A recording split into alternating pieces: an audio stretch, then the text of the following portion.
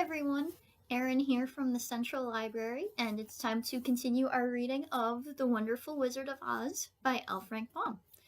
When we left off, Dorothy had just started on her journey towards the Emerald City, and she had met up with the Scarecrow.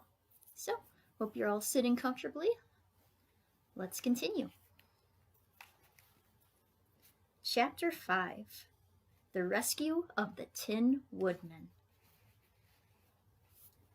When Dorothy awoke, the sun was shining through the trees, and Toto had long been out chasing birds and squirrels. She sat up and looked around her. There was the Scarecrow, still standing patiently in his corner, waiting for her. "We must go and search for water," she said to him. "Why do you need water?" he asked. "To wash my face clean after the dust of the road, and to drink, so the dry bread will not stick in my throat." "It must be inconvenient to be made of flesh," said the Scarecrow thoughtfully, "for you must sleep and eat and drink. However, you have brains, and it is worth a lot of bother to be able to think properly."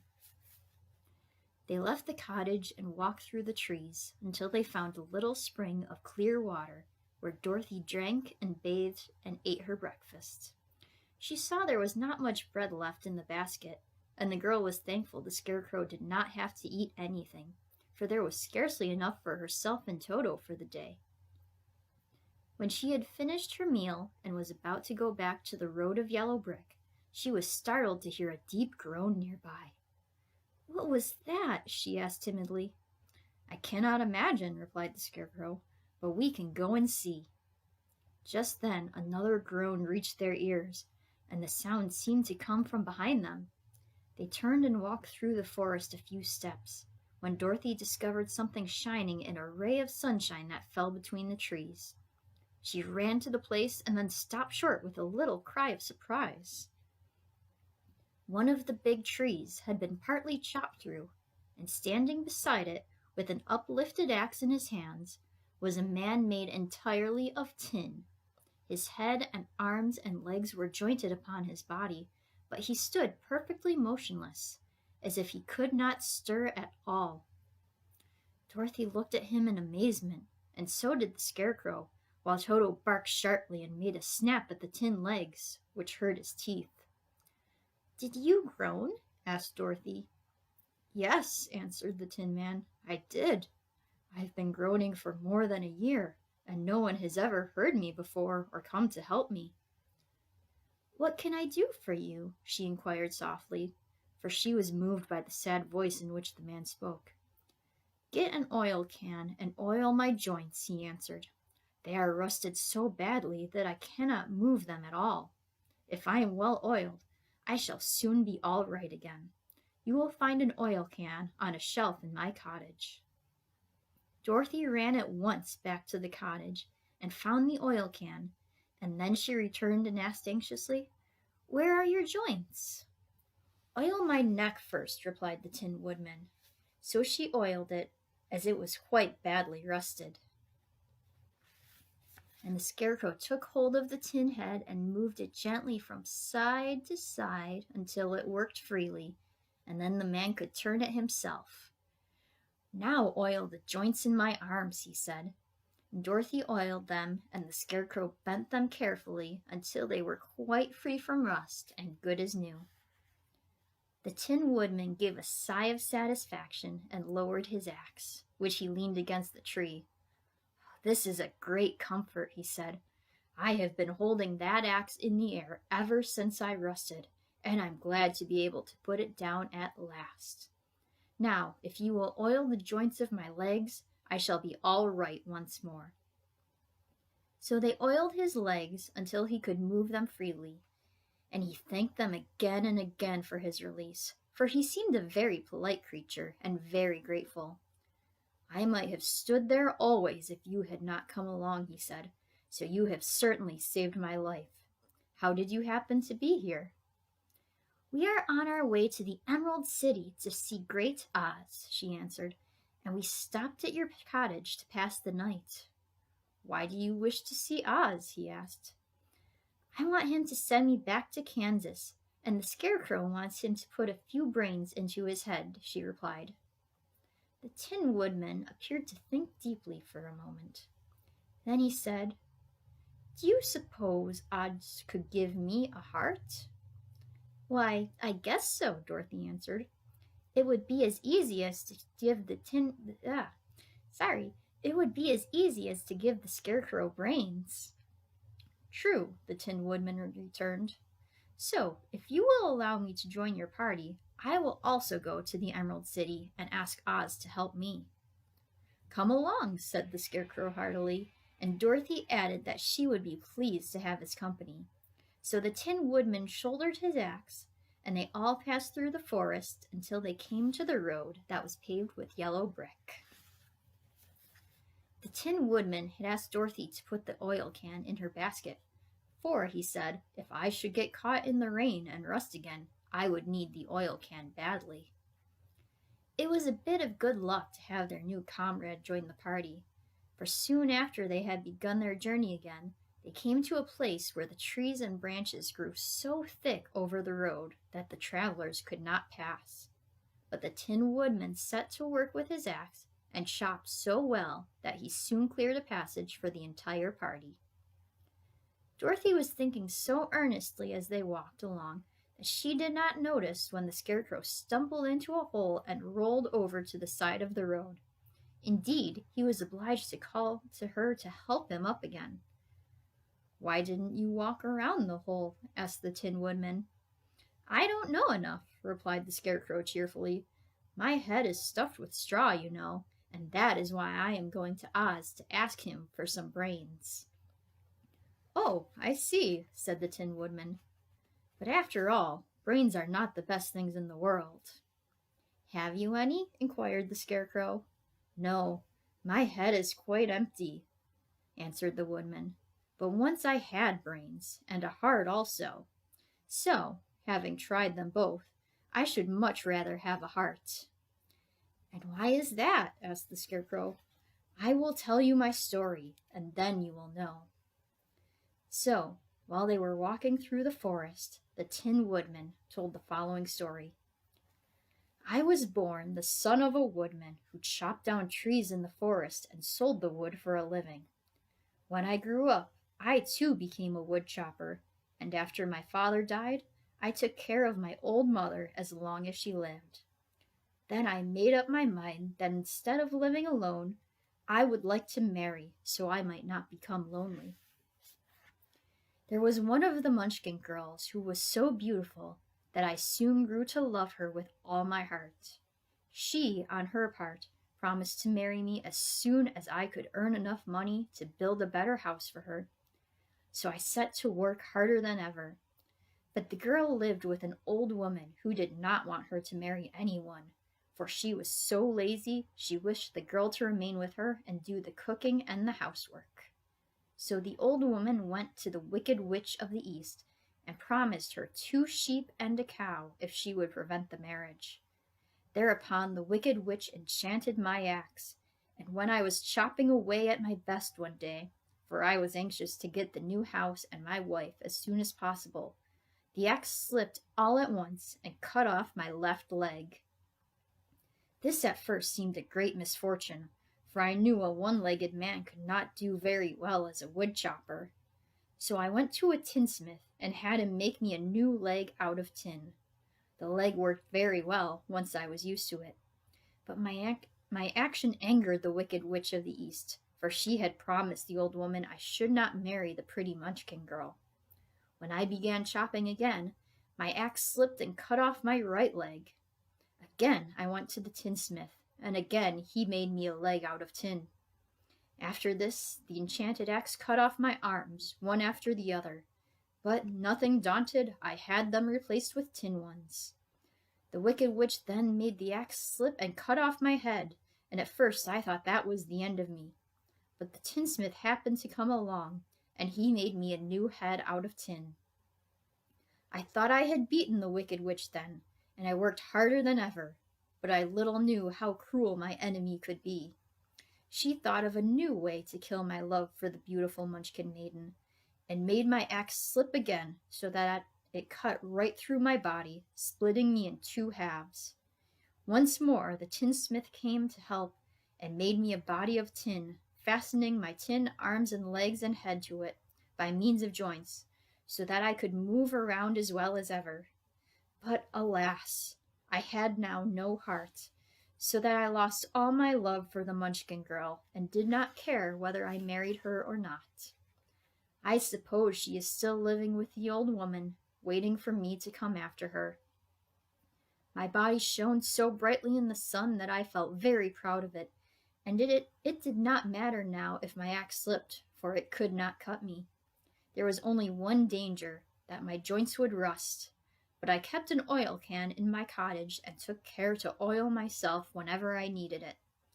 However, there came a day when I forgot to do this, and being caught in a rainstorm, before I thought of the danger, my joints had rusted, and I was left to stand in the woods until you came to help me. It was a terrible thing to undergo, but during the year I stood there, I had time to think that the greatest loss I had known was the loss of my heart. While I was in love, I was the happiest man on earth. But no one can love who has not a heart, and so I am resolved to ask Oz to give me one. If he does, I will go back to the Munchkin maiden and marry her. Both Dorothy and the Scarecrow had been greatly interested in the story of the Tin Woodman, and now they knew why he was so anxious to get a new heart. "All the same," said the Scarecrow, "I shall ask for brains instead of a heart, for a fool would not know what to do with a heart if he had one." "I shall take the heart," returned the Tin Woodman, "for brains do not make one happy, and happiness is the best thing in the world."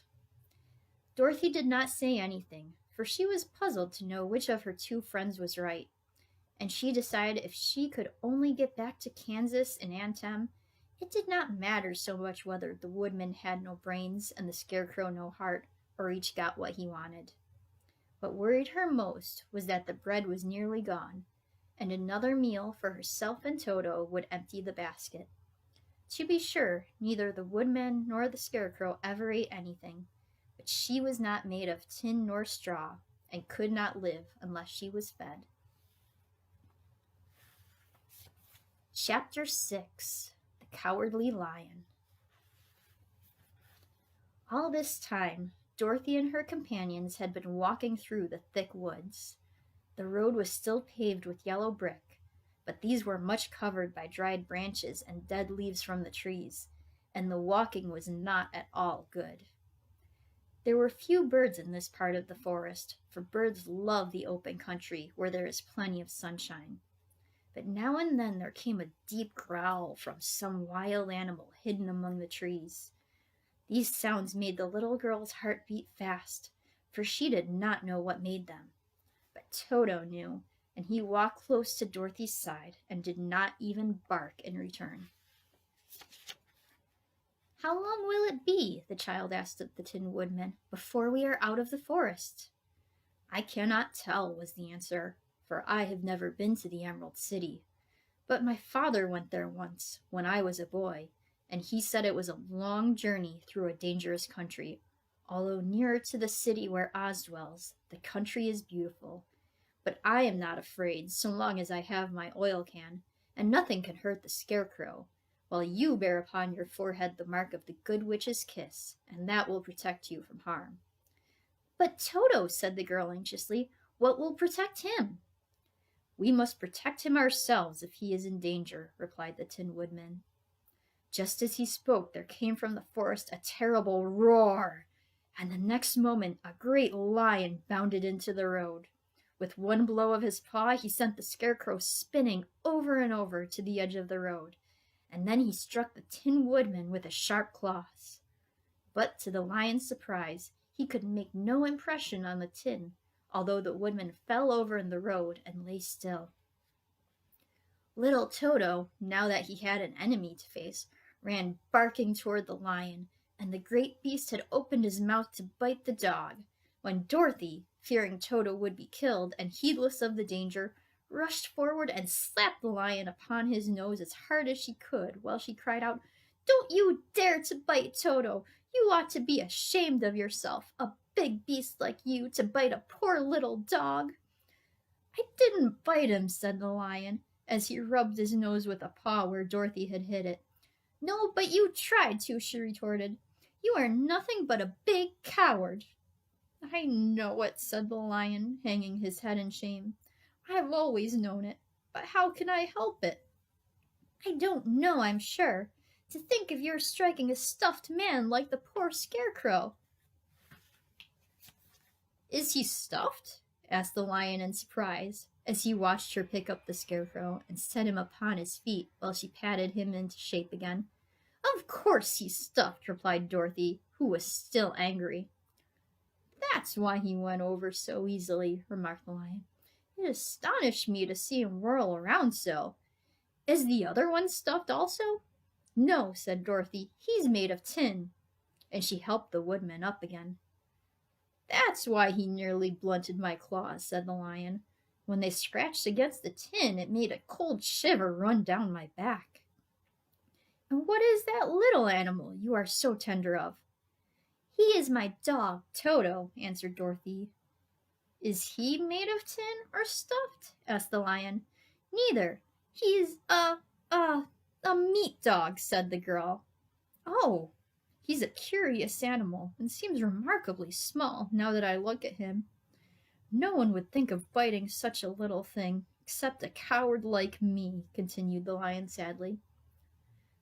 "What makes you a coward?" asked Dorothy, looking at the great beast in wonder, for he was as big as a small horse.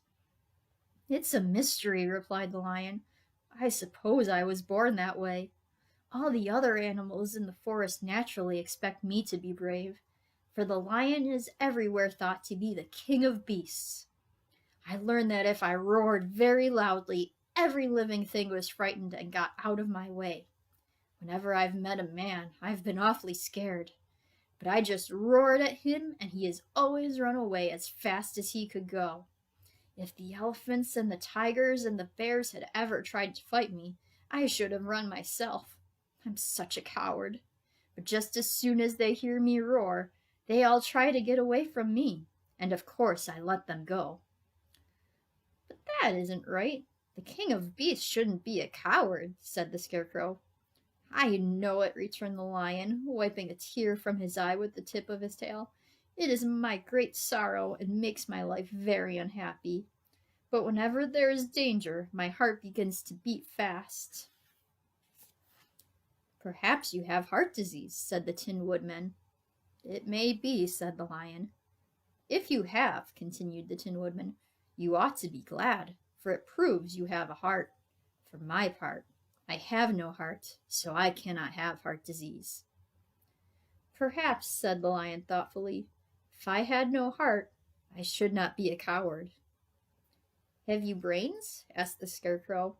"I suppose so. I've never looked to see," replied the lion.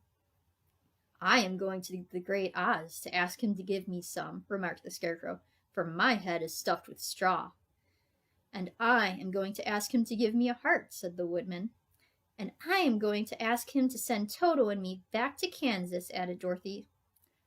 "Do you think Oz could give me courage?" asked the cowardly lion. "Just as easily as he could give me brains," said the scarecrow. "Or give me a heart," said the Tin Woodman. "Or send me back to Kansas," said Dorothy. "Then, if you don't mind, I'll go with you," said the lion, "for my life is simply unbearable without a bit of courage." "You will be very welcome," answered Dorothy, "for you will help to keep away the other wild beasts. It seems to me they must be more cowardly than you are if they allow you to scare them so easily." "They really are," said the lion, "but that doesn't make me any braver.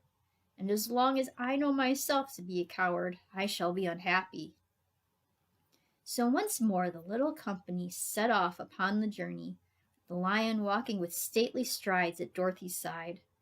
Toto did not approve of this new comrade at first, for he could not forget how nearly he had been crushed between the lion's great jaws. But after a time he became more at ease, and presently Toto and the cowardly lion had grown to be good friends.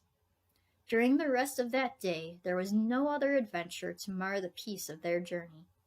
Once, indeed, the Tin Woodman stepped upon a beetle that was crawling along the road and killed the poor little thing. This made the Tin Woodman very unhappy, for he was always careful not to hurt any living creature, and as he walked along he wept several tears of sorrow and regret. These tears ran slowly down his face and over the hinges of his jaw where they rusted. When Dorothy presently asked him a question, the Tin Woodman could not open his mouth, for his jaws were tightly rusted together. He became greatly frightened at this, and made many motions to Dorothy to relieve him, but she could not understand. The Lion was also puzzled to know what was wrong, but the Scarecrow seized the oil can from Dorothy's basket and oiled the Woodman's jaws, so that after a few moments he could talk as well as before. "This will serve me a lesson," said he, "to look where I step, for if I should kill another bug or beetle, I should surely cry again, and crying rusts my jaws so that I cannot speak." Thereafter he walked very carefully with his eyes on the road, and when he saw a tiny ant toiling by, he would step over it so as not to harm it. The Tin Woodman knew very well he had no heart, and therefore he took great care never to be cruel or unkind to anything. "You people with hearts," he said, "have something to guide you, and need never do wrong. But I have no heart, and so I must be very careful. When Oz gives me a heart, of course, I needn't mind so much." And that brings us to the end of our story section for today. I hope you enjoyed it, and I hope you have a good weekend. See you Monday, everyone.